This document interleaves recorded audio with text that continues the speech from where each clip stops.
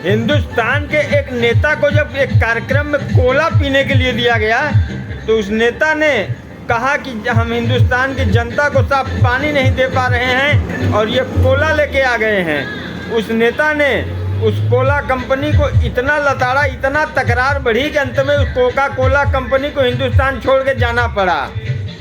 देश के एक पूर्व प्रधानमंत्री ने कहा कि अगर मीडिया मेरी तारीफ करने लगे तो समझ लेना कि मैं बिक गया हूँ, अगर मेरा विरोध कर रहा है तो समझिए कि मैं आपका हूँ।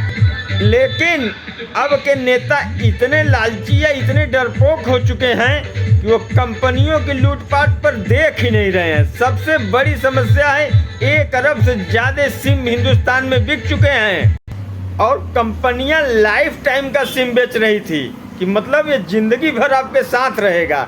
नतीजा क्या निकला कि आपको इतना परेशान किया गया, कंपनियां सब सिकुड़ के कम हो गई, कुछ बैंक करप्ट हो गई, कुछ डूब गई, कंपटीशन में नहीं चल पाई।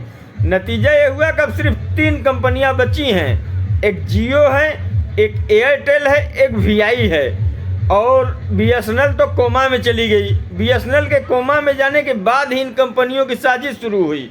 दुनिया में 12 महीने का साल होता है लेकिन यहाँ नहीं, यहाँ 13 महीने का साल होता है। ये खूबी है हिंदुस्तान की। यहाँ के नेता जब अपनी बात पर कायम नहीं हैं तो कंपनियाँ भी अपनी बात पर कायम नहीं हैं और कंपनियाँ नेताओं को चंदा देती हैं इस बात की कि वो अपनी बात पर कायम न रहें और हम भी अपनी बात पर कायम नहीं रहेंगे।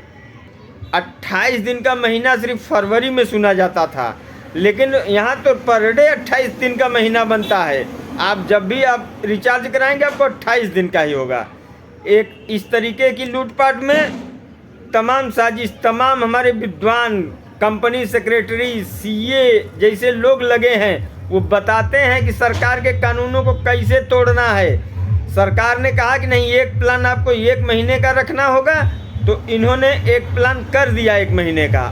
वो ऐसा प्लान है कि आपके पैसे भी नुकसान होंगे और बाकी सुविधाएं भी नहीं मिलेंगी। मजबूरन आपको 28 दिन का ही पैक लेना पड़ेगा। इस कंडीशन में कोई भी नेता बोल नहीं पा रहा है जबकि 1 अरब से ज़्यादा सिम हिंदुस्तान में चालू हैं।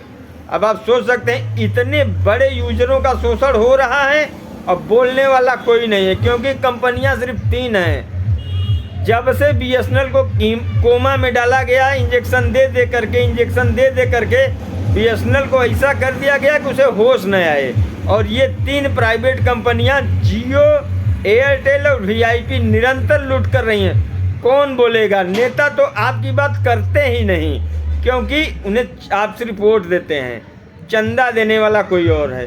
सत्ता की बात छोड़िए, विपक्ष भी मुर्दा बना हुआ है इस बात पे। अगर विपक्ष के लोग भी आवाज़ उठाएं तो शायद आपकी लूट कम हो जाए। लोग न्याय, हिंदुस्तान में कोई भी व्यापारी सही काम करने को तैयार नहीं है। वो इसलिए आप जिस नुमाइंदों को चुनते हैं वो आपकी बात नहीं करेगा, वो आपकी बात बिल्कुल नहीं करेगा। सिर्फ आपको बताएगा कि हम आपके लिए ये करने वाले हैं, वो करने वाले हैं, लेकिन आपके लिए कुछ होने वाला नहीं है।